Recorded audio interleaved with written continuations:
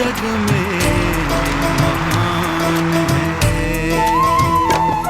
तेरे चरणों में मेरी जान है, मेरा साहिब सत्य समान है। मैं बंदगी साहिब की करूं, मेरा साहिब ही भगवान है। साहिब जग में महान है। साहिब बंदगी, साहिब बंदगी, साहिब बंदगी, साहिब बंदगी, साहिब बंदगी, साहिब बंदगी, साहिब बंदगी, साहिब बंदगी, साहिब बंदगी, मेरा साहिब। एक उदंड घोड़ा, घोड़े में ताकत बहुत है, इंसान की शक्ति से घोड़े की शक्ति ज़्यादा है। अगर आदमी घोड़े की गर्दन में रस्सी बांध करके उसको कंट्रोल करना चाहे तो थोड़ा बहुत तो कंट्रोल होगा, लेकिन मालूम है जब भी वो चाहेगा पटकी दे मारेगा, क्योंकि उसमें ताकत ज़्यादा है। लेकिन लगाम लगने के बाद में वो अधीन हो गया। आप अपनी अकल से अपने मन को काबू कर सकते हैं, लेकिन कभी भी चाहेगा तो दे मारेगा पटकी। लेकिन जब सदगुरु की ताकत आपके साथ आएगी तो फिर क्या हो जाएगा। साहब इसको वाणी में कह रहे हैं, मन है निरंजन सबह नचाई, सबको नचा रहा है, पर नाम होए तो माथ नवाई। फिर ये काबू आ जाएगा, काबू आएगा। कह रहे हैं जब नाम हो तो माथ नवाई। ये रोशनी देने का मतलब है आपकी उस अंतरा, जो आपकी आत्मा मन के अंदर समाई हुई थी, वो उठा करके मन से ऊपर कर दी, अब मन की पहचान दे दी। मुझे ध्यान है एक बार हम कोचीन में नेवी के साथ एक्सरसाइज कर रहे थे। कभी कभी फौज की और नेवी की एक्सरसाइज हो जाती है, कभी कभी एयरफोर्स के साथ एक्सरसाइज हो जाती है। हमारे एक जवान की घड़ी गिर गई, तो शिप में गोताखोर लोग भी होते हैं, कहीं हादसा हो जाए तो बाहर निकाल रहे हैं, कोई डूब जाए, कोई गलती हो जाए, सेफ्टी के पूरे मेसर्स को फॉलो करते हैं। तो गोताखोर ने कहा ठीक है भाई अभी घड़ी लाता हूँ मैं। तो हम सब लोग सोचने लगे, 5 मिनट पहले बोला कितनी देर हुई घड़ी गिरे, बोला 5 मिनट, बोला अभी लाता हूँ। और वो सही में 5 मिनट बाद घड़ी लेके आ गया। बाकी लोग आश्चर्य करने लगे। समुद्र की वहाँ पर गहराई कम से कम 1-1.5 किलोमीटर है। 1-1.5 किलोमीटर गहराई में जाकर के, वैसे हिंद महासागर की औसत गहराई जो है 5 किलोमीटर से 11 किलोमीटर तक है।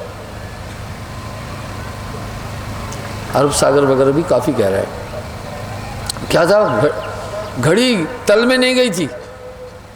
जल के घनत्व के कारण से पहले तो वो 2-3 फीट नीचे तेजी में जाएगी, 10 फीट, बाद में बड़ी स्लो। वो बोला इस घड़ी को तल में पहुंचने में 15 दिन लगने थे। ठीक,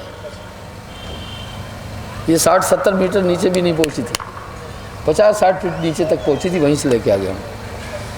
जह जाना तह निकट है। मैं ये कहना चाह रहा हूँ, हम में से कोई भी आदमी उस घड़ी को नहीं निकाल सकता था, क्योंकि उसके गोताखोर के पास सभी साधन थे, वो ट्रेंड था। ये घट मंदिर प्रेम का मत कोई बैठो धाय, जो कोई बैठे धाय के बिन सिर सेती जाए।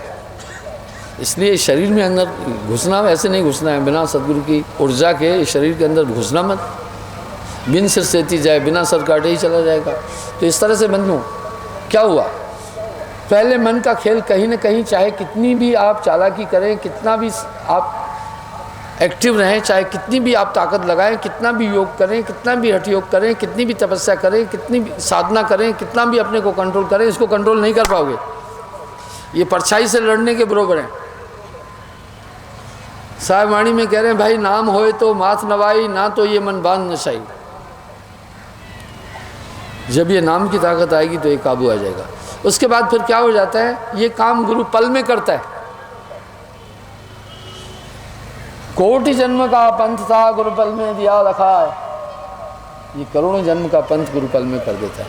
क्या किया, जैसे दूध को मत के घृत न्यारा किया, फिरत करता है मैं नाय समाई। मेरा ये मानना है, जिस दिन गुरु नाम देता है, आत्मा और मन दोनों अलग कर देता है। उसके बाद अगर आप चाहें कि मैं पूरा मन बन जाऊं, नहीं बन पाएंगे। मन चाहे कितना भी जोर लगाएगा, आपको बिगाड़ सकता है, लेकिन आपको समग्र उस कंडीशन पर नहीं ला सकेगा। सोना सज्जन साधुजन टूटे जुड़े 100 बार, कंचन दुर्जन कुंभ कुम्हार का एक ही धक्क दरार। तो वो वेकअप हो जाता है। अब मन की एक्टिविटी नेचुरल समझ में आती है, जो बड़े बड़े विद्वानों को नहीं समझ में आती है। बड़े बड़े बुद्धिजीवियों को मन की खेल नहीं समझ में आता है, बस वो खेल पूरा आया हो जाता है, मन की हर हरकत समझ में आने लगती है। साथ में एक और चीज़ मिलती है, जिसके पास में रिवॉल्वर है वो एक एक पल में नहीं निकलता है, वो हाथ पांव से बाकी चीज़ से अपनी सेफ्टी सब चीज़ से करता है, लेकिन जब ये जान जाता है कि मेरे को अभी खतरा है तो उसके बाद इसी तरह से नाम की प्राप्ति में एक चीज़ हो जाती है, आपकी आत्मा चेतन हो गई, पूरी फाइट करती है। किससे? मन से कंप्लीट फाइट करती है। कभी कभी थोड़ा मन आप पर हावी भी हो सकता है। अगर आप पर मन हावी हुआ तो इसमें आपकी गलती होगी। यदि गुरु की ऊर्जा आपको कंप्लीट मिल रही है तो हावी भी नहीं हो सकेगा, आपका कुछ नहीं बिगाड़ सकेगा ये मन। बाई चांस अगर भारी भी पड़ा तो बैक में वो ईश्वरीय शक्ति फिर आपको एक फीड दे रही है, अटेंशन खड़ी है। जैसे आप कहीं पराजित होने वाले होते हैं मन से, वो ताकत आपको पलटी दे करके फिर अपर हैंड करके चली जाती है। आप अपने जीवन में भी देखते हैं, कई ऐसे ओकेजन, कई ऐसे मौके आते हैं जहां आप कुछ भयंकर भूल करने के लिए चले जाते हैं, वो ताकत आकर के फ़ौरन पकड़ लेती है, कहती है। कई बार आपके जीवन में ऐसा भी आता है कि जब आप किसी भयंकर संकट में पड़ने वाले हैं, उस संकट से आप अपनी क्षमता, अपनी ताकत, अपने सामर्थ्य से कभी बाहर नहीं निकल सकते हैं। अचानक आपको ऐसा लगता है किसी सत्ता ने मुझे उस संकट से बाहर निकाला है। मेरे ख्याल से ये अनुभूति मेरे हर नामी को जीवन में होती है। ये अनुभूति साहब करवाता है। किस लिए करवाता है? कि तुम निश्चिंत रहना, मैं तुम्हारे साथ में हूँ। आप अपने जीवन में ऐसी घटनाएं कई बार देख चुके हैं, जब आपका कोई बस नहीं चलने वाला है, आपकी कोई सामर्थ्य नहीं चलने वाली है, आपका कोई बल नहीं चल रहा है, आप असहाय हो जाते हैं, फ़ौरन एक ताकत आती है, आपको मदद दे दी है। इस पर नानक देव जी ने बड़ा सटीक शब्द कहा, जिसका सदगुरु डाडा होई तिसनु मार न सके कोई। इसको साहिब भी वाणी में कह रहे हैं, गुरु समरथ जय सर खड़े, कमी काह तह दास, रिद्धि सिद्ध सेवा करे, मुक्ति ने छोड़े साथ, बनत बनत बन जाए। आप में ये नेगेटिव पॉजिटिव थिंग्स आते रहेंगे, इसमें गुरु का मार्गदर्शन बहुत ज़रूरी है। वो आपको सजग करते रहेंगे। जीवन में कई समस्याएं आती है, सभी समय एक समय नहीं रह जाता, ये मन की अवस्था है। इसलिए इन मन की अवस्थाओं से हटने के लिए स्थिर रहना, पलट वजूद में अजब विश्राम है, हौय मौजूद तो समझ आवे। आपकी आत्मा की सबसे नज़दीकी पहचान आपका ध्यान है, आपकी सुरती है। इसी सुरती पर मन का हमला है, इसी सुरती पर माया का हमला है, इसी सुरती पर काल का हमला है। इसी सुरती को 24 घंटे मन नचा रहा है। तेरा बैरी कोई नहीं, तेरा बैरी मन, जीव के संग मन काल रहा ही, अज्ञानी नर जानत नहीं। तो इस आत्मा को मन भ्रमित कर रहा है। जिस दिन गुरु की नाम की ताकत आ जाती है तो एक चीज़ होती है, आत्मा अपर हैंड हो जाती है, मन पर पूरा पूरा नियंत्रण होता है। उसके बाद भी अगर मन थोड़ी हरकत कर रहा है तो आपकी इसमें लापरवाही है। कबीर मन तो एक है, भावे जहाँ लगाए, भावे गुरु की भक्ति कर, भावे विषय कमाए। एक मन है, चाहे आप जहाँ लगाएं। इसलिए याद रखना, दुनिया में मन लगाया, आखिर में सर धुनना पड़ेगा, समस्या ही समस्या आएगी। आप 2 दिन भूखे रहते हैं तो आप मर नहीं जाते, लेकिन आपकी सेहत पर अंतर ज़रूर पड़ जाता है। इस तरह गुरु दर्शन का बहुत बड़ा महत्व दिया गया है। गुरु का दर्शन कीजिए, दिन में कई बार आंसू या का मेह जिम करे बहुत उपकार। आप अनुभव करते होंगे, जब मेरे सानिध्य में कुछ दिन आप होते होंगे तो उसके बाद मन की हरकत पूरा नियंत्रित हो जाती होगी। अभी आप यहाँ बैठे हैं, बिल्कुल एक समाधि अवस्था में बैठे हुए हैं, आप बिल्कुल एकाग्र हैं, आप इस समय आत्मरूप होकर बैठे हैं, आप केवल मेरा ही तद्रूप होकर के बैठे हैं, आपका ध्यान कहीं भी नहीं जा रहा है। और जब आप मेरे सानिध्य में आए, ऐसी अवस्था बनी, तो ध्यान से भी, गुरुजनों के ध्यान से ये ताकत आती है। इसलिए गुरु का ध्यान शास्त्रों में प्रमाणित है, गुरु की भक्ति शास्त्रों में प्रमाणित है। ध्यान मूलम गुरु रूपम, पूजा मूलम गुरुपादकम, मंत्र मूलम गुरुवाक्यम, मोक्ष मूलम गुरु कृपा, नास्ति गुरुध्यान सम तपम, नास्ति गुरुध्यान सम योगम, नास्ति गुरुध्यान सम तीर्थम, तस्मातम गुरुध्यानम समाचरित्रम आदि। ये शब्द किस चीज़ को इंगित कर रहे हैं? वो यही कि एक दिव्य ऊर्जा आपको गुरुत्व से प्राप्त होती है, उसके द्वारा ही आप पुनः मन से फाइट कर सकते हैं। स्वामी मधु परमहंस जी, जिनका अद्भुत नाम लेते ही मन मधुबन बन जाता है, जिनकी वाणी सुनते ही हृदय पुलकित हो उठता है, ध्यान लगते ही आत्मा आलोकित हो परमात्मा के दर्शन करने लगती है। ऐसे श्री सतगुरु की महिमा का वर्णन कहाँ तक करें जो अनंत हैं। मेरे साहिब की क्या शान है, मेरे साहिब की क्या शान है। ओ मेरे साहिब की क्या शान है, रोशन ये सकल जहान है। मेरे साहिब की क्या शान है, मेरे साहिब की क्या शान है, रोशन ये सकल जहान है। मेरे साहिब की क्या शान है। ओ साहिब मेरा, मेरा साहिब मेरा, हो साहिब मेरा, मेरा साहिब मेरा हो।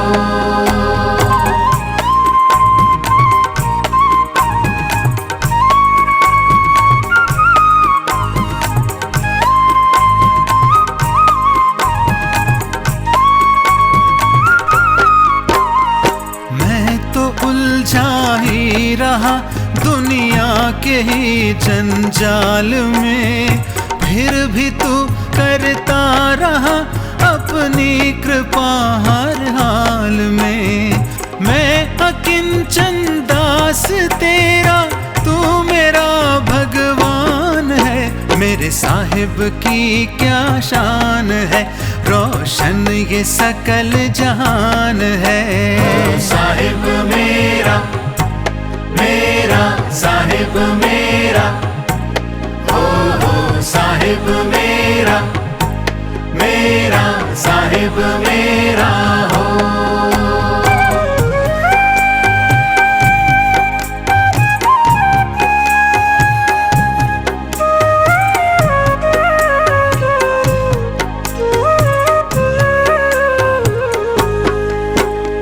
सत्य अहिंसा प्रेम करुणा धर्म की पहचान है।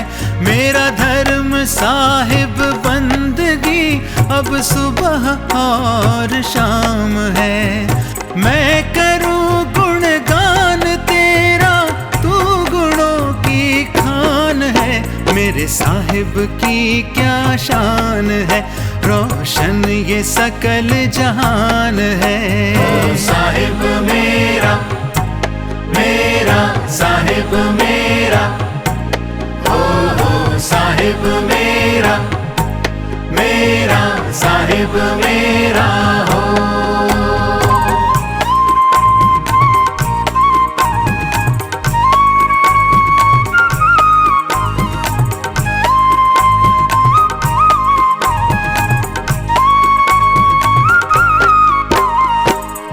व्यसन दुर्गुण कपट छल से भरा इंसान है।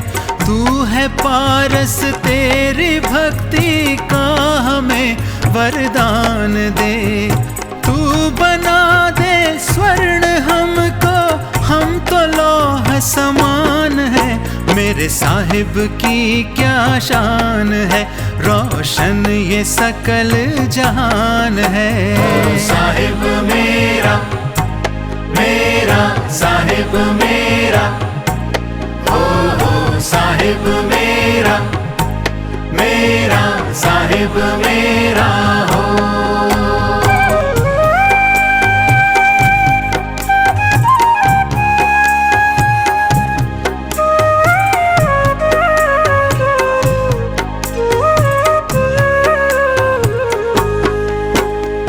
मेरे दिल की है तमन्ना, मैं रहूं या ना रहूं, सामने साहिब रहे मेरा, मैं जहां भी तन तजूं। मेरे दिल की है तमन्ना, मैं रहूं या ना रहूं, सामने साहिब रहे मेरा, मैं जहां भी तन तजूं। जीते मरते शरण तेरी ही तो स्वर्ग समान है। मेरे साहिब की क्या शान है, रोशन ये सकल जहान है। मेरे साहिब की क्या शान है, मेरे साहिब की क्या शान है, रोशन ये सकल जहान है। मेरे साहिब की क्या शान है। साहिब मेरा, मेरा साहिब मेरा, साहिब मेरा, मेरा साहिब मेरा, साहिब मेरा, मेरा साहिब मेरा, साहिब मेरा, मेरा साहिब मेरा। अभी तक वैज्ञानिक लोग, सिद्ध लोग, पितृ आदि लोग, ब्रह्मलोक, विष्णु लोक, शिवलोक, आत्मलोक, शक्ति लोक और पार ब्रह्म लोक की बात नहीं कर रहे, क्योंकि वो उनकी पहुंच से बेहद दूर है। अब तक उन्होंने इसका वर्णन नहीं किया है, जबकि हमारे शास्त्रों में इन लोक लोकांतरों का वर्णन है, जहाँ ब्रह्मांडी यात्राएं होती है। क्या ये ब्रह्मांड की यात्रा करने की क्षमता सभी जीवों में है? साहिब वाणी में कह रहे हैं, जह जाना तह निकट है, रहा सकल घटपुर, बाड़ी गर्व गुमान ते ताते पड़ गए दूर। इन यात्राओं को करने की क्षमता सभी जीवों में समान रूप से है। जैसे अगर गुलाब का फूल दें तो जब सब सूंघेंगे तो उनको सबको गुलाब के फूल की महक लगती है। इसका मतलब है हमारी सूंघने की वृत्ति बराबर है।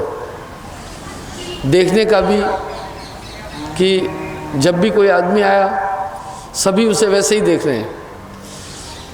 गुप्ता जी अगर खड़े हो जाएंगे तो सबको ये गुप्ता जी दिखेंगे, किसी को और नहीं दिखेंगे। इसका मतलब है विजन पावर हमारा सबका समान रूप है, और हम सब में सुनने की क्षमता भी समान रूप से है। मैं जो शब्द कह रहा हूँ वो सबको समान रूप से सुनाई दे रहे हैं। ऐसा नहीं है कि किसी को कुछ सुनाई दे रहा है, किसी को कुछ सुनाई दे रहा है। इसी तरह हम सब की जितनी भी प्रवृत्तियाँ शरीर की मिलती हैं समान रूप हैं। हम सब में आत्मा भी इसी तरह समान रूप में है। आत्मवतम सर्वभूतेषु ये आत्मा सपश्यते सपश्यन्ति। इसका मतलब है कि दुनिया के अंदर जितने भी लोग हैं सब में आत्मवृत्ति ऐसी है। हम सबके शरीर की भी एक जैसी स्थिति है। सबका शरीर पंचभौतिक तत्वों से बना है। हम सबके सोच, हम सबका मन भी एक वृत्ति है। सबके अंदर मन की वृत्तियाँ हैं, काम, क्रोध, लोभ, मोह, अहंकार आदि सब में विद्यमान है। और हम सबके शरीर में 25 प्रकृतियाँ समान रूप से दिख रही है। इसका मतलब है कि ब्रह्मांडी चीज़ें भी हम सब में समान रूप से हैं, क्योंकि भौतिक और बाहरी चीज़ों को जब हम देखते हैं तो उसमें परिवर्तन और बदलाव नहीं नज़र आ रहा है। ऐसा नहीं है कि किसी के साथ में प्रकृति ने भेदभाव किया हो, कोई अलग तरीके से हो, नहीं। जब हमारी कर्म ज्ञानेंद्रियाँ, भौतिक हमारे शरीर की संरचना और वृत्तियाँ समरूप हैं, सबकी समान तरह हैं, इसका मतलब है अध्यात्म जगत में भी हम सब समान हैं, हम एक जैसे हैं। ये अंदर की दुनिया में जाने की क्षमता सबके अंदर है, वो शरीर सबके अंदर है। मैंने कई बार इन 6 शरीरों का जिक्र किया है, स्थूल, सूक्ष्म, कारण, महाकारण, ज्ञान, विज्ञान। ये 6 शरीर भी सबके पास है।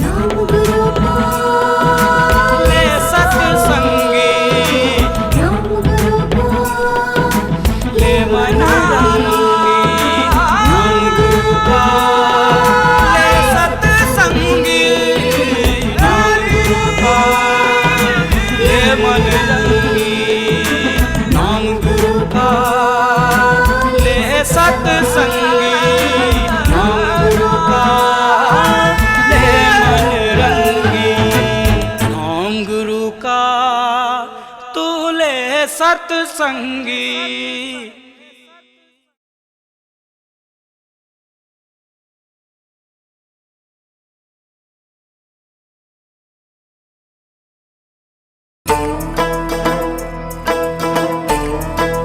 हो साहिब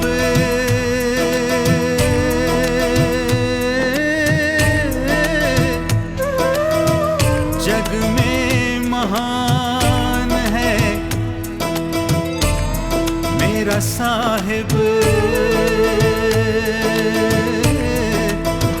जग में महान है। तेरे चरणों में मेरी जान है, मेरा साहिब सत्य समान है। मैं बंदगी साहिब की करूं, मेरा साहिब ही भगवान है। साहिब जग में महान है। साहिब बंदगी, साहिब बंदगी, साहिब साहिब बंदगी, साहिब बंदगी, साहिब बंदगी, साहिब बंदगी, साहिब बंदगी, साहिब बंदगी,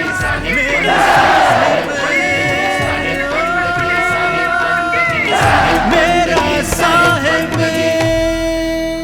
ये अंदर की दुनिया में जाने की क्षमता सबके अंदर है, वो शरीर सबके अंदर है। मैंने कई बार इन 6 शरीरों का जिक्र किया है, स्थूल, सूक्ष्म, कारण, महाकारण, ज्ञान, विज्ञान। ये 6 शरीर भी सबके पास है।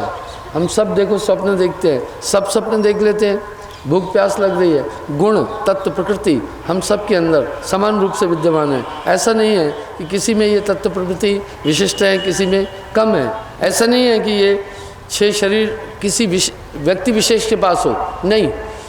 जो भी प्राणधारी हैं, जो भी मनुष्य है, जिसका भी तन मनुष्य का है, प्रकृति ने उन सब की शरीर की संरचना समान रूप से की है। एक ही सिस्टम है। स्थूल, सूक्ष्म, कारण, महाकारण, ज्ञान, विज्ञान, ये सब देहियाँ सब व्यक्ति के अंदर है, जिनके द्वारा ये जीवात्मा आंतरिक सफ़र कर सकता है। अगर हम संतों की वाणी की तरफ देखते हैं तो संत काल के बाद में जितने भी महापुरुष हुए हैं, उन सब ने ब्रह्मांडीय यात्राओं का उल्लेख किया है, अपनी अपनी शैली में किया है। अलग बात है कि लोग उनकी बात को नहीं समझ पाए, उनको कल्पित बातें कहा हो। यही बात हमें पहले भी मिल रही है। योगा वशिष्ठ महारामायण में भी उल्लेख है, लीलावती देवी संवाद में कई ब्रह्मांडों की यात्रा आदिशक्ति ने रानी लीलावती को कराई थी, ये उल्लेख मिलते हैं। फिर दादू दयाल जी कह रहे हैं, दादू देख दीदा सब कोई कह सुनीदा। साहिब वाणी में कह रहे हैं, खेल ब्रह्मांड का पिंड में देखिया जगत की भ्रमणा दूर भागी। और मीराबाई कह रही है, मीरा मन मानी सैल सूरत सैल आसमानी। नाभा जी कह रहे हैं, नाभा नभ खेला सूर सूरत का सैला। आदि ये शब्द हमें एक बात की इत्तला दे रहे हैं कि यथार्थ में हमारे पूर्वज और उन्होंने सबने ये ब्रह्मांडीय यात्राएं की। जितने भी महापुरुष हैं, अगर हम उनकी पहली जीवनी की तरफ देखते हैं तो साधारण जीवन रहा है, लेकिन तत्वों की प्राप्ति के बाद उनके जीवन में एक विशिष्ट बदलाव आया है। अगर हम उन सबका पहले की जीवन शैली देखते हैं तो उन सबकी जीवन शैली आम और साधारण व्यक्ति की तरह थी, पर ये रहस्य उपलब्धियां जब उन्होंने पाई तो वो महापुरुष हो गए। और निसंदेह वो महापुरुष थे, क्योंकि अभी तक वो वैज्ञानिक लोग उन उपलब्धियों को प्राप्त नहीं कर पा रहे हैं। तो क्या ये 6 शरीर हम सब के अंदर हैं? साहिब वाणी में कह रहे हैं, सूरत से देख सखी वह देश। क्या हम उस देश को देख सकते हैं? क्या वैज्ञानिक तथ्यों पर इसका प्रमाण दिया जा सकता है? बिल्कुल, संतों की वाणी वैज्ञानिक तथ्यों पर आश्रित है। हम देखते हैं उसमें से 3 शरीर तो हम स्थूल में देख सकते हैं। एक तो हर एक आदमी के पास ये पंच भौतिक स्थूल शरीर है, जिसकी 25 प्रकृतियाँ हैं, 5 कर्म ज्ञान इंद्रियाँ हैं, जिसके अंदर भूख प्यास आलस्य निद्रा जम्भाई आदि, रक्त हाड़ मांस आदि, ये सभी 25 प्रकृतियाँ विद्यमान हैं। ये शरीर भी सबके पास में है और स्थूल शरीर से हम सब परिचित हैं। हम सब इस भौतिक शरीर के माध्यम से कई काम कर रहे हैं और एक दूसरे को देख भी रहे हैं। ये शरीर दिखाई दे रहा है, इसका हम सबको बोध है। इस पर अधिक बोलकर टाइम जाया नहीं करना है। आइए हम देखते हैं सूक्ष्म शरीर भी हैं क्या। सूक्ष्म शरीर से भी हम सब अच्छी तरह से वाकिफ़ हैं। ये सूक्ष्म शरीर हमको मिलता है निद्रा अवस्था में, जिसमें हम स्वप्न देखते हैं। बहुत बड़े कौतुक की बात है कि स्वप्न देखने वाले हम सब होते हैं। उस समय भी हम सब के पास एक शरीर होता है, जिसके द्वारा हम सुख दुख, लड़ाई झगड़े, बाकी सब चीज़ें हैं वो सभी कर लेते हैं। इसका मतलब है स्वप्न में प्राप्त होने वाला शरीर हैं, वो शरीर अजीब हैं। उस शरीर से सभी क्रियाएं होती हैं। अगर कोई आपको मिल गया तो पहचान भी रहे हैं, उससे आप चल भी रहे हैं, उससे आप खा पी भी रहे हैं, बाकी चीज़ें भी कर रहे हैं, भय भी आ रहा है, युद्ध भी कर रहे हैं, लड़ाई झगड़ा भी कर रहे हैं। कई चीज़ें स्वप्न अवस्था में इंसान करता है। यानी वो एक ऐसा शरीर है जो बड़ा निराला है। लेकिन कौतुक की बात है, मनुष्य अपने जीवन का 1/3 हिस्सा सो करके गुजारता है। लेकिन अगर उससे पूछा जाए स्वप्न के शरीर के बारे में जानकारी है तो आदमी को ABCD भी स्वप्न के शरीर, सूक्ष्म शरीर की जानकारी नहीं है, किस प्रकार से इस शरीर से निकल करके उस आंतरिक शरीर में प्रवेश लिया। और ये शरीर हम सब देख रहे हैं, स्वप्न मेरे विचार से हर एक मनुष्य देखता है, और 84 लाख योनियों में स्वप्न केवल मनुष्य देख पाता है, बाकी कोई भी प्राणी स्वप्न नहीं देखता है। हम सबको स्वप्न में वो शरीर प्राप्त होता है, हम सब उस शरीर से वाकिफ़ है, उसको कहते हैं सूक्ष्म शरीर, अंगुष्ठ प्रमाण है वो शरीर। इस शरीर पर भी बहुत सी बातें लिखी हुई है। कभी कभी आप देखते हैं स्वप्न में दिखी हुई चीज़ें यथार्थ के पटल पर खरी उतरती है, वो सब चीज़ें होती है। स्वप्न का हम सब के जीवन में एक गहन महत्व है। जब इंसान उठता है तो स्वप्न के आधार पर ही जागने के बाद उसकी नेचर होती है। हम देखते हैं तीसरा शरीर कारण शरीर भी अनुभव होता है, समझ में आता है। ये कारण शरीर मूल सुरति का होता है, पूरा ध्यान नहीं है, वो मूल सुरति है। हमारे अंदर हमारी आत्मा की अगर कोई भी पहचान है तो वह है ध्यान। और हम सब के शरीर में ये ध्यान के 7 अंग हैं। ध्यान हमारा 7 रूप से काम कर रहा है। ये 7 इकट्ठे हो जाने से सुरति का निरत का एकाग्र कहलाता है। प्रथम ये 7 सुरति पर मैंने विशेष रूप से कई बार बोला है। प्रथम आनंद सुरत कहीजे, पहली आनंद सुरति है जिसके द्वारा हर एक आदमी शरीर के अंदर एक सुख और शांति की अनुभूति करता है, वो सबके पास है। ये भी हमारा कंसंट्रेशन है। ध्यान हमारी आत्मा का सबसे नज़दीकी रूप है। अगर हम आत्मा को कोई आइडियल रूप देखना चाहें तो ये ध्यान आत्मा का रूप है। अगर ध्यान पर आप चिंतन करेंगे तो कई ऐसी चीज़ें हैं जो मात्र ध्यान के द्वारा ही हो रही हैं। ध्यान एक बहुत बड़ी ख़ास चीज़ है, इसलिए ध्यान ही वेद शास्त्र कहते हैं, ध्यान ही संत बखाना। साहब ने इस ध्यान पर बहुत कुछ कहा। इसी ध्यान का दूसरा प्रायवाची शब्द है सुरति। सुरत संभाले काजन तू न भरम भुलाए, मन सयार मनसा लहर वह कतहु ना जाए। तो प्रथम ये ध्यान हमारे शरीर में 7 रूपों में काम कर रहा है। जैसे आप देख रहे हैं स्थूल शरीर में भी सभी चीज़ें अलग हैं। देखिए आँख का एक सिस्टम है, वो विज़न करता है, देखता है दृश्यों को, बड़ा अजीब सा है। ये सिस्टम आँख के अंदर है। और हमारी नासिका में सूंघने की प्रवृत्ति है, ताकत है, और ये सूंघने का काम केवल हमारी नासिका कर सकती है। शरीर का बाकी कोई भी अंग सूंघने का काम नहीं कर सकता, ये सिस्टम उसके अंदर है। इसी प्रकार से बोलने का काम हमारा कंठ करता है, हमारी ज्ञानेंद्रिय मुख है, इसके द्वारा हम काम करते हैं। ये सिस्टम हमारे कंठ में है। और जिस तरह से हम सुनने का सिस्टम हमारे श्रवण द्वार में है, हम सुनने का काम कानों के माध्यम से करते हैं। इसी प्रकार हमारी आत्मा भी शरीर के अंदर अलग अलग स्थानों पर अलग अलग अपनी ड्यूटी कर रही है। पूरा खेल सुरति का है। 7 सुरत का सकल पसारा, सुरति से कुछ नहीं न्यारा। तो पहली सुरति हमारी आत्मा शरीर में बिल्कुल सिस्टमेटिकल तरीके से काम करती है। जैसे आंखों की कोशिकाएं एक काम कर रही है विज़न का, कानों की कोशिकाएं सुनने का, मुख की कोशिकाएं बोलने का, हाथों की कोशिकाएं क्रिया करने का, और नासिका की कोशिकाएं सूंघने आदि का, श्वास लेने का, ये काम करती हैं। इसी प्रकार से हमारा ध्यान भी शरीर के अंदर 7 तरीके से काम कर रहा है। जैसे 5 ज्ञान इंद्रियाँ हैं, इनमें एक चेतना है, ये चेतना भी हमारे ध्यान के द्वारा है।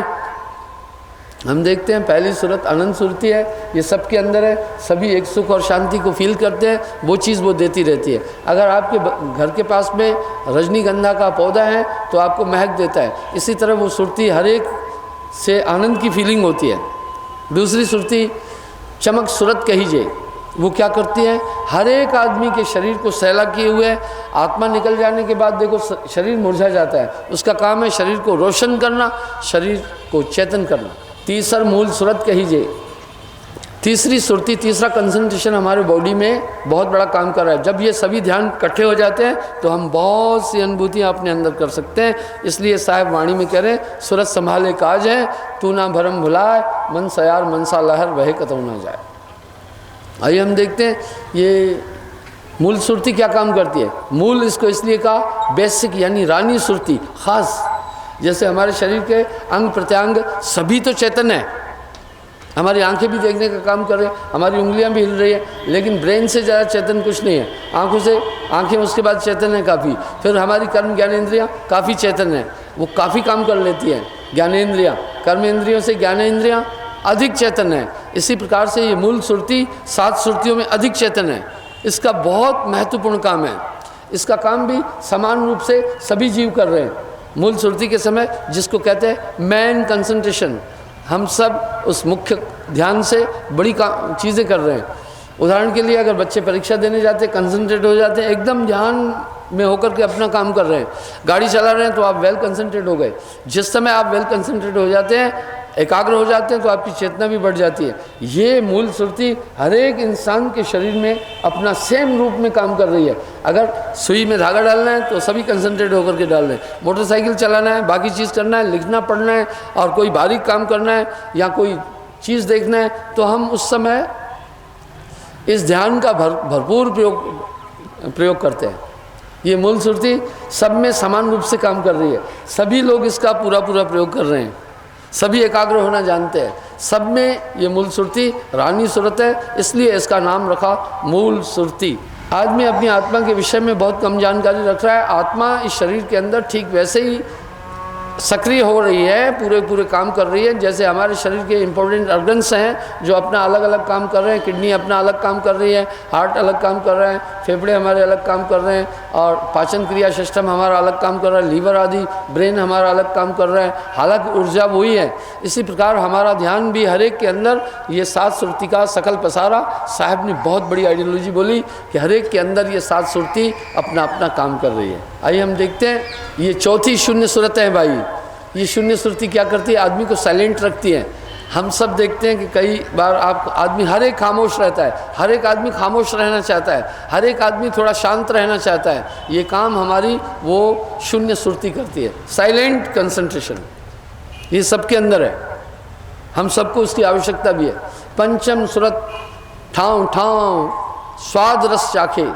5वां हमारा कंसंट्रेशन हर एक के बॉडी में है, जो इंद्रियों को सक्रिय कर रहा है। आंखों में देखने की ताकत उसके द्वारा है। ज्ञान तो आंखें देख करके बता रही है, माता है, ये बहन है, ये बेटी है, ये परिवार है, ये भाई है, ये पिता है। ये बोध हमारी स्थूल इंद्रियों में नहीं है, इसका संचालन हमारा वो सुरती कर रही है।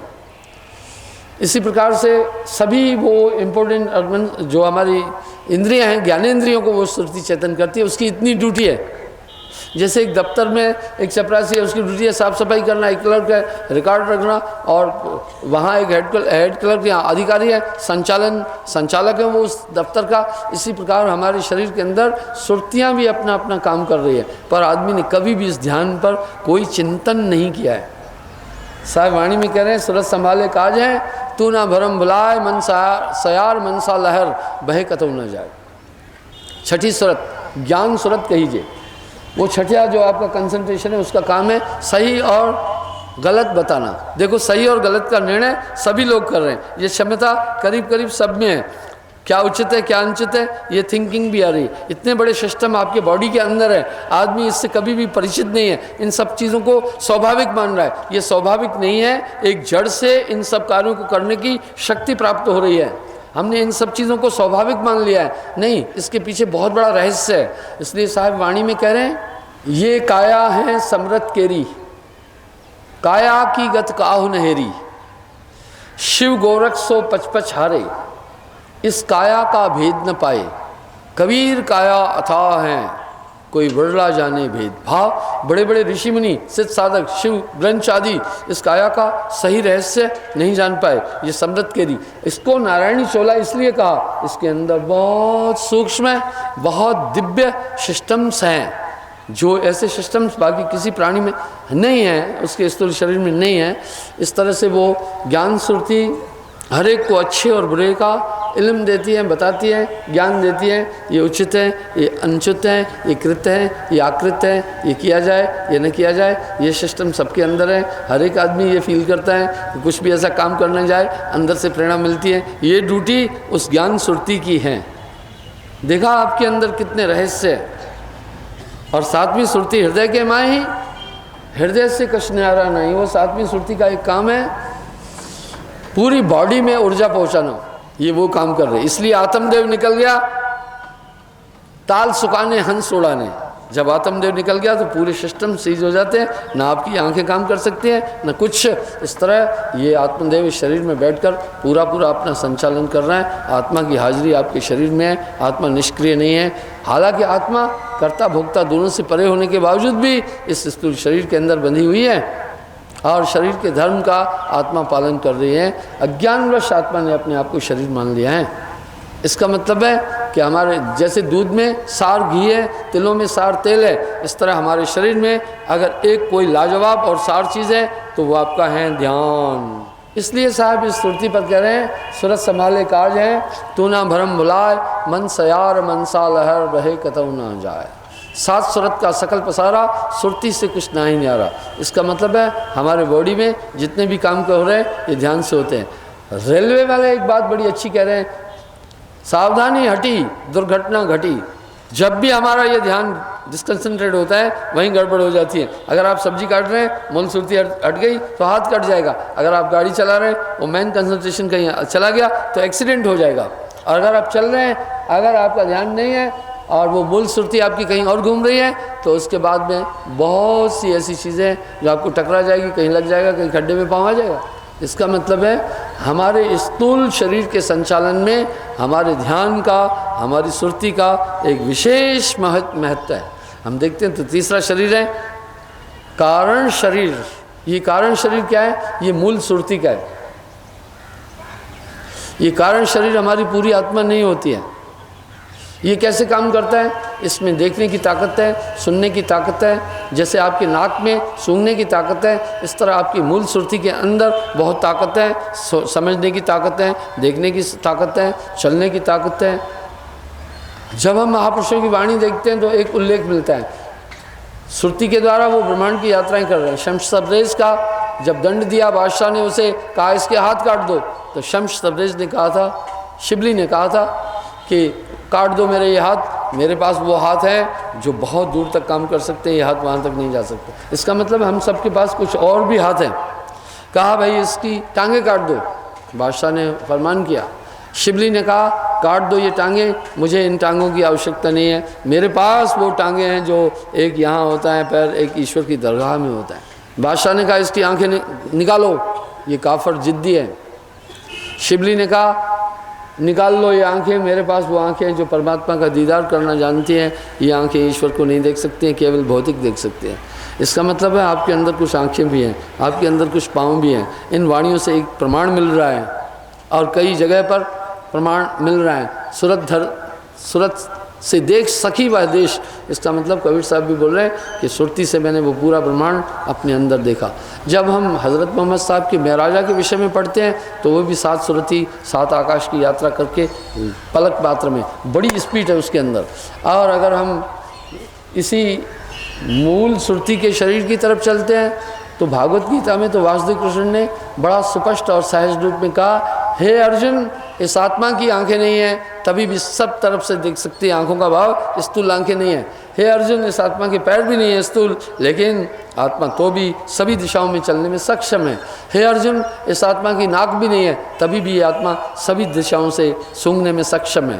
हे अर्जुन इस आत्मा के हाथ भी नहीं है ऐसे स्थूल, तभी भी सभी दिशाओं से ये काम करने में सक्षम है। इसका मतलब है हमारे आत्मा में एक सबल शक्तियाँ हैं, अलौकिक शक्तियाँ हैं, आत्मबल निराला है। पर हमारा स्थूल शरीर लिमिटेशन में वो उतना ही काम कर सकता है जितनी मसल्स है हमारे अंदर। तो किसी की मसल पावर तगड़ी है, किसी की कम है, इसलिए हमारी इस शक्ति में तो भिन्नता है। पर हमारी अध्यात्म शक्ति आत्मवतम सर्वभूतेषु या आत्मा सपश्यते सपश्यन्ति, वो आत्मशक्ति हम सब में समान रूप से है। आत्मा कहीं जर्जर अवस्था को नहीं प्राप्त हो रही है, आत्मा कहीं भी कमज़ोर भी नहीं होती है, आत्मा नित्य है। किसी भी देश काल अवस्था में इस आत्मा का कभी भी नाश नहीं हो सकता है, वो नित्य सबके अंदर विद्यमान है।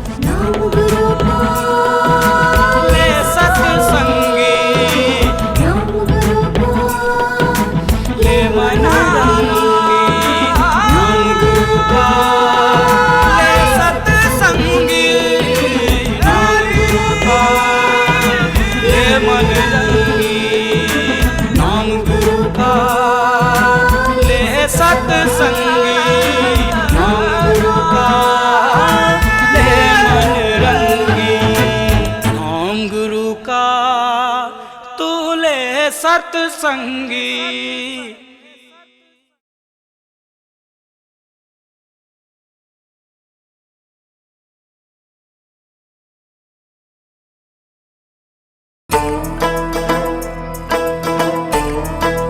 हो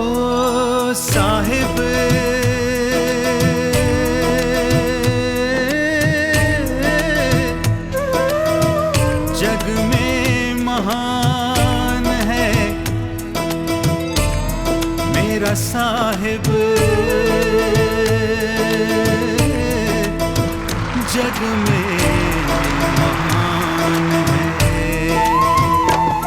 तेरे चरणों में मेरी जान है, मेरा साहिब सत्य समान है। मैं बंदगी साहिब की करूं, मेरा साहिब ही भगवान है। साहिब जग में महान है। साहिब बंदगी, साहिब बंदगी, साहिब साहिब बंदगी, साहिब बंदगी, साहिब बंदगी, साहिब बंदगी, साहिब बंदगी, साहिब बंदगी, साहिब बंदगी, साहिब मेरा साहिब। आत्मा कहीं भी कमज़ोर भी नहीं होती है, आत्मा नित्य है। किसी भी देश काल अवस्था में इस आत्मा का कभी भी नाश नहीं हो सकता है, वो नित्य सबके अंदर विद्यमान है। इसलिए आत्म ज्ञान बिना नर भटके, क्या मथुरा क्या काशी। कस्तूरी कुंडल बसे मृग खोजे बनमाए, ऐसे घट घट साइयाँ मूर्ख जानत ना है। आपके अंदर में एक निराली ताकत है, आपके अंदर वो शक्ति विद्यमान है, और ये शक्ति सबके अंदर विद्यमान है। ये आंखें सबके अंदर विद्यमान है।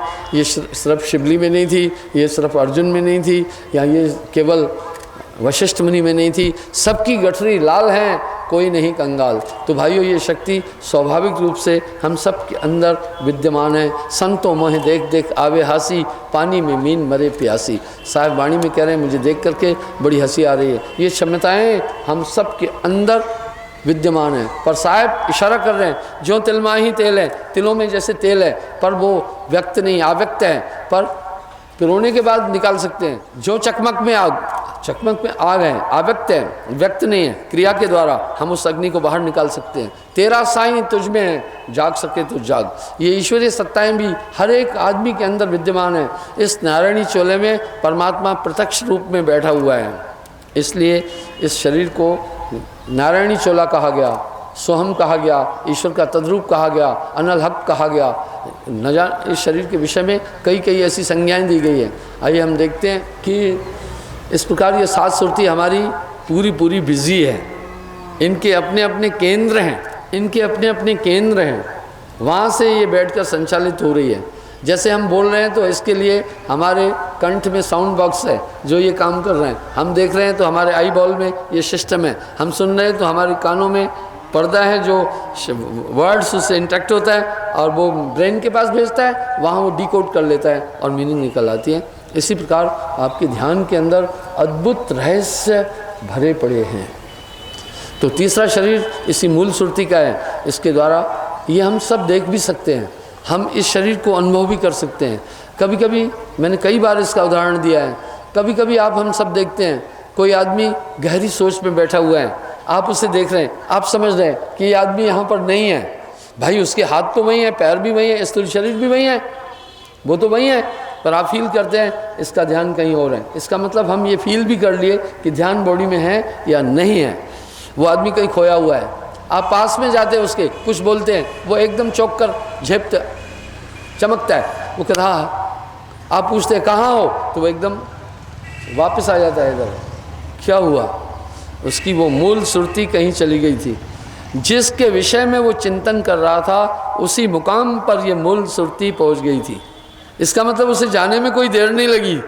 वो उस समय इस भौतिक शरीर में नहीं था, बैठा हुआ था, बाकी सुरतियाँ अपना काम कर रही थी, पर जो रानी सुरती है, मुख्य सुरती है, मूल सुरत है, वो चली गई थी। इसलिए साहिब करें, सुरत फंसी संसार में ताते पड़ गए दूर, मन का कब्जा भी इसी मूल सुरती के ऊपर है। सुरत बांध स्थिर करो आठों पैर हुजूर, 7 सुरत का सकल पसारा, सुरती से कुछ ना ही न्यारा। ये हमारी मूल सुरती किसके अधीन है, क्या कर रही है? मन के अधीन है। आइए देखते हैं। और भी इसका एक प्रमाण मिलता है। कभी कभी किसी ऐसे आदमी का ध्यान जिसके बारे में आप नहीं सोच रहे हैं, अचानक आपके पास में आ जाता है। ध्यान आया, इसका मतलब आपने देख लिया, पक्का देखा, तो आप कहते भी भाई आज गुप्ता जी का ध्यान घूम रहा है। इसका मतलब है आपने ये अनुभव कर लिया, कोई आदमी का ध्यान आपके पास आया। ये सब चीज़ें, ये घटनाएं हम सब के जीवन में घटित होती है। मुझे दुनिया में कुछ भी नया नहीं लग रहा है। आप इससे विचार करें, प्राचीन काल में हमारे देश में एक पद्धति थी, बहुत जोरदार पद्धति थी। आज मैंने अखबार में पढ़ा, मनचाहे संतान की प्राप्ति हो सकती है 2 साल बाद। वैज्ञानिकों ने एक ऐसा सिस्टम निकाला, पर यह सिस्टम हमारे देश में पहले भी था। आप किस प्रकार की संतान चाहते हैं, वीर, बहादुर, ज्ञानी, यानी ये जेनिसिज्म हमारे देश में क्लोन्स पहले भी बन रहे थे। हमारा विज्ञान तब भी पीक पर था। आप देखें ना, हजारों साल पहले हस्तिनापुर में बैठ करके संजय ने धृतराष्ट्र को कुरुक्षेत्र की युद्ध भूमि का पूरा विवरण बताया था, आंखों देखा हाल। इसका मतलब है हम काफ़ी एडवांस थे उस समय। हम आध्यात्मिक शक्तियों का ज़्यादा से ज़्यादा इस्तेमाल कर रहे थे। आज हम मटेरियलिज्म में, भौतिकवाद में अधिक जाकर के, मैं ये नहीं कह रहा हूँ कि भौतिकवाद में आप अनपढ़ रहें, नहीं, भौतिक तत्वों की भी जानकारी ली जाए तो बहुत अच्छा है, पर इसके साथ ये हिदायत है हम आत्मा की उपेक्षा नहीं करें, केवल हम मटेरियलिज्म और भौतिकवाद में नहीं उलझ जाएं। इसलिए हमारे पूर्वज सक्षम थे, उनके पास ये सब चीज़ें थी। एक पद्धति थी, शिष्य गुरु का ध्यान करता था, ध्यान से बात कर लेता था। इसका मतलब है ये मोबाइल सिस्टम था हमारे यहाँ, पक्का था, जिसका भी ध्यान करके वो आदमी उससे बात कर लेता था, उसकी बात सुन लेता था। वाह भाई वाह, ये रेस यानी स्पिरिचुअल रेस चलती थी। इसके प्रमाण भी शास्त्रों में मिलते हैं और हम सब पढ़ रहे हैं। इसका मतलब है कहीं हमारी अध्यात्मिक शक्तियाँ इस स्थूल ताकत से कहीं बहुत ज़्यादा आगे हैं, बहुत ज़्यादा कहीं आगे हैं। तो वो आदमी को आपने सोचा भी नहीं था, आपके सामने घूमा और आपने देख लिया। अचरज ये हुआ कि सिर्फ आपने देखा, घर में और आदमी थे उनको नहीं दिखाई दिया। इसका मतलब है जिस आदमी का पार्टिकुलर उसने ध्यान करके जिसकी तरफ ध्यान भेजा वही जान पाया, बाकी नहीं। सेम वैसा ही सिस्टम है, जिसको आपने डायल किया केवल घंटी उसके पास बजी, उसी के मोबाइल में, बाकी मोबाइल अगर घर में है तो उधर घंटी नहीं बजी है। इसका मतलब है ये सिस्टम हमारे देश में पहले भी थे, काफ़ी हम एडवांस थे, इसमें काफ़ी एडवांस थे। मेरा ये विचार है ये देश भौतिकवाद में भी पहले बहुत एडवांस था। आप देखिए चिकित्सा पद्धति में देखो तो भी पहली शल्य चिकित्सा हमारे देश में हुई है, पहला ऑपरेशन। और वर्ल्ड की पहली यूनिवर्सिटी भी नालंदा विश्वविद्यालय भारत में थी। यानी हम स्थूल में भी काफ़ी एडवांस थे, स्पिरिचुअलिज्म में भी बहुत एडवांस थे। ये देश हमेशा विश्व का गुरु रहा है, अध्यात्म गुरु भी रहा, भौतिक भी। अगर हम देखते हैं वैज्ञानिक तथ्यों की तरफ तो आर्यभट्ट, वराहभट्ट आदि, उनके पास तो कोई संसाधन भी नहीं थे, बांस की नालकाएँ, उनके द्वारा उन्होंने बड़ी दूर दूर तक की चीज़ें देखी। आप देखिए हमारा ज्योतिष कितना एडवांस था, कौन सा ग्रह कब ग्रहण लगेगा, वैज्ञानिकों के पास तो अभी बहुत सी चीज़ें हैं। सैटेलाइट है, बाकी सिस्टम्स हैं, अंतरिक्ष में उनके स्टेशंस हैं, लेकिन हमारे पूर्वजों के पास ये कुछ भी नहीं था। उसके बाद भी वो एक्यूरेट फिगर बताते थे, इस दिन ग्रहण लगेगा, इस दिन ये राशि उसमें प्रवेश लेगी। पूरा मैथमेटिकल चीज़ थी। विज्ञान है, science, mathematics is the backbone of the science. इसी तरह ज्योतिष का भी रीढ़ की हड्डी है ये गणित। इसलिए आचार्य लोग उनको आचार्य कहते थे, क्योंकि वो एक तरह से पीजी होता है, उसको आचार्य बोलते हैं। शास्त्री ग्रेजुएशन के इक्विवेलेंट होता है, वो पीजी होते थे। तो यानी आचार्य लोग कहलाते थे, उनको आचार्य कहते थे। इस प्रकार से ये शरीर जो है पार्टिकुलर जिसके लिए आपने चिंतन किया उसी को दिखा और आपने देख भी लिया। हालांकि उसने आपको खबर नहीं दी है कि मैं फलां तारीख आपके यहाँ आ रहा हूँ, लेकिन वो आपके सामने आया। कभी कभी आप ये कह भी देते भाई फलाने आदमी का ध्यान आ रहा है, अचानक वो आदमी हाजिर हो जाता है, आप सकते में आ जाते हैं, आश्चर्यवंत हो जाते हैं कि पहले तो इस आदमी का ध्यान आया, पर गंभीरता से उस पर चिंतन नहीं करते हैं, आप उस पर उसको हल्के में ले रहे हैं। इसका मतलब है कि वो आदमी फिजिकल पहुंचने से पहले आपके पास पहुंच चुका था। यही वो चीज़ है जिसके द्वारा आदमी ब्रह्मांड की यात्राएं करता है। इसलिए साहिब वाणी में कह रहा है, सूरत से देख सकी वह देश, सूरत संभाले काज है तू ना भरम बुलाए, मन सयार मनसा लहर बहे कतर ना जाए, सूरत जात नहीं लागत 12। साहिब कह रहे हैं उस हमारे शरीर को कहीं भी जाने में टाइम नहीं लगता है। जो गुरु बसे बनारसी शिष्य समुंदर तीर, एक पलक बिसरे नहीं, जो गुण होए शरीर दीजे सूरत पठाए, सूरत तुरी अस्पार है पल आवे पल जाए। कह रहे हैं 7 समुद्र पार अगर शिष्य बैठा हुआ है और गुरु इस तरफ बैठा हुआ है तो वो अपने ध्यान से गुरु के पास जा सकता है। आगे साहब कह रहे हैं कि सूरत जात नहीं लागत 12। हमारी आत्मा को अपने गंतव्य तक जाने में कहीं भी कोई दिक्कत नहीं है। अगर ये कंप्लीट है तो हम सभी दृश्य भी देखते हुए जाते हैं। आप मानिए जहाँ आपका ध्यान चला गया, आप वहाँ रियल वहाँ पहुँच गए। जाकी सूरत लाग रह जाएवा, कहे कबीर पहुँचाऊँ तहवा। इसलिए उस शरीर के द्वारा आदमी काफ़ी काम करता है। कभी कभी आप देखो चलते हुए लोग भी जा रहे हैं, उनका ध्यान वहाँ नहीं है रास्ते में, वो कहीं और चिंतन में चले गए। इसका मतलब है एक विशेष चीज़ इस शरीर से निकलकर उस चिंतन की तरफ बढ़ गई। इसी को संभालना है। साहिब करें, इसी सुरती के अंदर दिव्य शक्तियाँ हैं। हम देखते हैं हमारी पूरी सुरती का केंद्र कहाँ पर है। जैसे भाई हर एक का देखिए, हमारे देश में लोकतांत्रिक सरकारें वो राष्ट्र का संचालन कर रही है, उसका केंद्र कहाँ है? दिल्ली में है। जैसे हमारा शरीर संचालित हो रहा है, इसके लिए ऊर्जा का केंद्र कहाँ पर है? उसका केंद्र हमारे ब्रेन के अंदर है। इसी तरह हमारी आत्मा का कहाँ पर केंद्र है? हमारी आत्मा के केंद्र बदलते रहते हैं। जागृत में चक्षुन में वासा, जागृत अवस्था में हमारा मेन कंसंट्रेशन आँखों में होता है। निद्रा अवस्था में कंठ के बाईं तरफ एक सूक्ष्म कोशिका है, उसके अंदर हमारा ध्यान समा जाता है। और सुसुप्ति अवस्था में हमारी आत्मा का वास, हमारे मेन कंसंट्रेशन का वास नाभि जल में होता है। तुरीय अवस्था में हमारे कंसंट्रेशन का वास जब सुषुम्ना नाड़ी में आता है, हम प्रज्ञावस्था को प्राप्त हो जाते हैं। इसका मतलब है ये एक विज्ञान है, ये कोई जाहिलपन है और नशे वगैरह की नहीं है कि बाबा जी नशा करके मस्त घूम रहा है। वो एक्चुअल तुरीयातीत और तुरीयावस्था, प्रज्ञा, महाप्रज्ञावस्थाओं में भ्रमण करते हैं। उनकी उतनी क्षमता है। भाई एक आदमी कॉलेज में पढ़ा लेकिन उसने ग्रेजुएशन करके वापस आ गया, एक आदमी ने पीजी कर ली और एक आदमी आगे बढ़ा पीएचडी कर दी और कई सब्जेक्ट से उसने एमए की, उनमें अंतर है। इसी तरह जो महापुरुष लोग हैं इन रहस्यों को, सूरत के खेल को जानते हैं। सूरत का खेल सारा है, सूरत से रचो संसारा है। सात सूरत का सकल पसारा, सुरती से कुछ ना ही न्यारा। तो हम इन तथ्यों को जब बारीकी से देखते हैं तो समझ में आता है साहिब की वाणी में, ये तीसरा शरीर हम सबके पास में है, समान रूप से हैं, सभी खो जाते हैं कभी कभी, सबको ये अनुभूतियाँ होती हैं। काम करते करते सभी का ध्यान कभी कभी बढ़ जाता है कि जहाँ हम चिंतन कर रहे हैं वहाँ वो हमारा ध्यान पहुँच जाता है। आप माने जिसका भी आप चिंतन करेंगे कंसंट्रेट होकर के, उसको आपका पता चल जाएगा कि आप ध्यान कर रहे हैं। ये पद्धति हमारे देश में पहले भी थी। इसी सिद्धांत से गुरु का ध्यान करना है। गुरु का ध्यान किया तो उनको पता चल जाता है कि ध्यान किया। जब ध्यान किया, गहराई से ध्यान, आप तो इस ध्यान से बहुत कुछ देख सकते हैं। उदाहरण के लिए अगर आप वेल कंसंट्रेट है तो कहीं भी अपना ध्यान दे करके, एकाग्र होकर के, कंप्लीट एकाग्र होकर के आप वहाँ की पूरी गतिविधियों को भी अनुभव कर सकते हैं। जिसकी सूरत लाग रहे जहमा, कहे कबीर पहुँचाऊँ तहमा।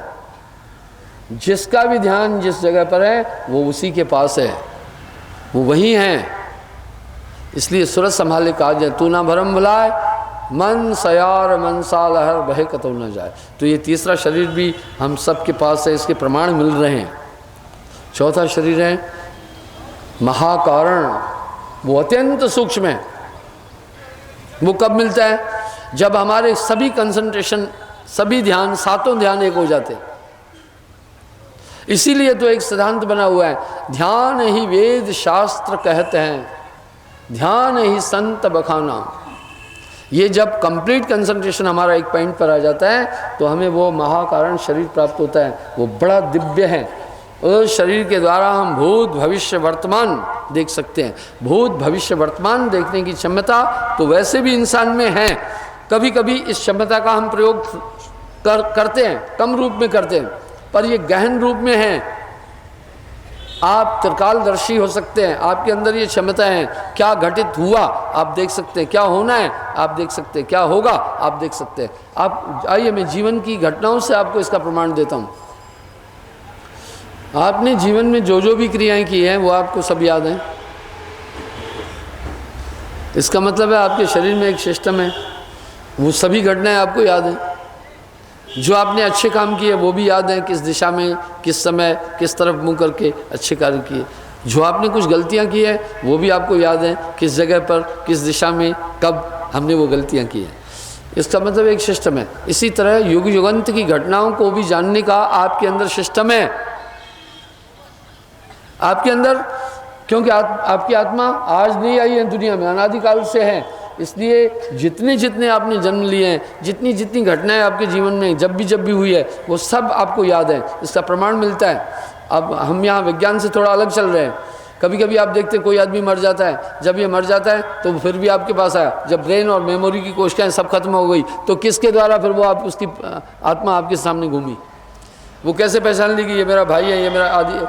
इन चीज़ों की तरफ आत्मा फिर कैसे पहुंची? यानी आपकी आत्मा में भी एक सिस्टम है। एक उदाहरण देता हूँ, जब वासुदेव कृष्ण ने गीता संवाद में आता है कहा कि ये कथा है अर्जुन, इससे पहले मैंने सूर्य को बताई थी और जिन जिन को बताई उसका उल्लेख किया। तो अर्जुन ने कहा, हे जनार्दन, सूर्य तो बहुत अनादिकाल से हैं, आप तो इस युग में हुए, आपने उन्हें कैसे बताई? वासुदेव कृष्ण ने कहा, हे अर्जुन, तुम्हारे हमारे अनंत जन्म हो चुके हैं, अंतर केवल इतना है कि तुम्हें याद नहीं है और मुझे याद है। ठीक ना? यानी वो कह रहे हैं मुझे याद है, बस आपकी स्मृति में नहीं है। कभी कभी जीवन की गहराइयों की तरफ और याद है, कभी कभी पुराने जीवन के दृश्य भी आपके सामने चलते हैं, पर आप वो नहीं समझ पा रहे हैं। वर्तमान की मेमोरी धोखा दे देती है। मैं एक उदाहरण देता हूँ। एक इंसान के ब्रेन के अंदर तो 1 मिनट की बात याद रखने की भी नहीं है क्षमता। आप देखें घड़ी से 1 मिनट में जो कुछ भी बोला, अगर आप वैसा नहीं बोल सकेंगे, 1 मिनट में जो भी शब्द मेरे मुंह से निकले, आप सुन रहे थे, अगर आपको कहूँ सेम रिपीट करो, आप बड़ी भूलें करेंगे उसमें। तो इंसान की क्षमता ओनली 1 मिनट के पूरे वर्ड्स याद करने की भी नहीं है, ब्रेन की क्षमता। लेकिन आपकी आत्मा में अनंत जन्मों की घटनाओं का याद है, स्मृति है अनंत। वो सभी चीज़ें आपके जीवन में घूमती है। कभी कभी वो घटनाएं सब चीज़ दिखती है, कभी कभी स्वप्न में अजीब अजीब स्थितियों में आप पहुंच जाते हैं। तो इस तरह वो अंतभाग जो शरीर है अपना महाकारण, वो बड़ा दिव्य शरीर है। उसके द्वारा साधक बड़ी आध्यात्मिक और ब्रह्मांडीय रचनाओं को देखता है। ये सब कल्पित बातें नहीं हैं, इन बातों के अंदर बहुत बड़ा वजन है। साधक लोग, ऋषि मुनियों ने फिर इनका अवलोकन किया है। केवल हम उसी महाकारण शरीर द्वारा ही ब्रह्मांडीय यात्राएं जो स्वर्ग लोग हैं, पितृलोक हैं, उनकी कर सकते हैं। कभी कभी आदमी चला भी जाता है पर उसे सिस्टम नहीं पता है, वो कहता है आज पता नहीं कहाँ कहाँ पहुँचा था, वो उसी शरीर के द्वारा चलता है। यानी ये सभी शरीर हमारे शरीर में एक्टिव हैं, पर हम एक अदद गुरु की आवश्यकता पड़ेगी, तब हम इनको ठीक से समझ पाएंगे। कभी कभी कुछ घटनाएं, कभी कभी आप नींद में उड़ते हैं, ये उड़ ऐसे ही नहीं रहे, पूरे होश में होते हैं, आपका पूरा कॉन्शियस उस समय होता है। आपको लगता है स्वप्न में आप जो भी घटनाएं देख रहे हैं इसका एक बैकग्राउंड है। इसी तरह कभी कभी आप उन लोकांतरों को अपने अंदर देखते भी हैं, क्योंकि वो शरीर तो आपके अंदर है ही है, ये सबके अंदर है ही है, वो शरीर आपके अंदर विद्यमान है। इसी महाकारण शरीर से योगी लोग त्रिकाल को देखते हैं, नाना लोकांतरों में जाते हैं, उस अवस्था में वो शरीर प्राप्त होता है। बड़ा निराला शरीर है। इस पर साहब ने भी वाणी में कहा, खसखस के दाने के अंदर शहर खुदा का बसता है, कष्ट करे ऐनों के तिल में वहीं से उसका रास्ता है। नुक्ते के हेर फेर में खुदा से जुदा हुआ, नुक्ता पलट के एक किया तो खुद खुदा हुआ।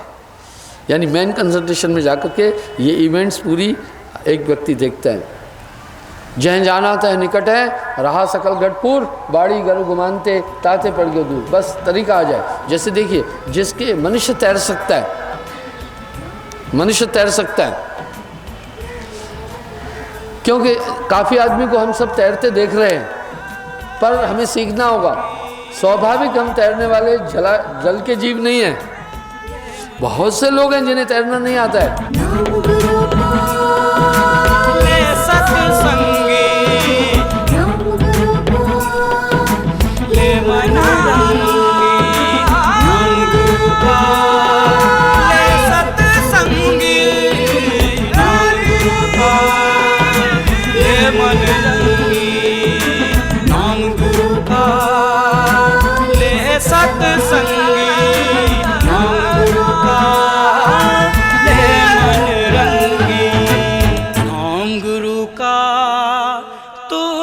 सत्संगी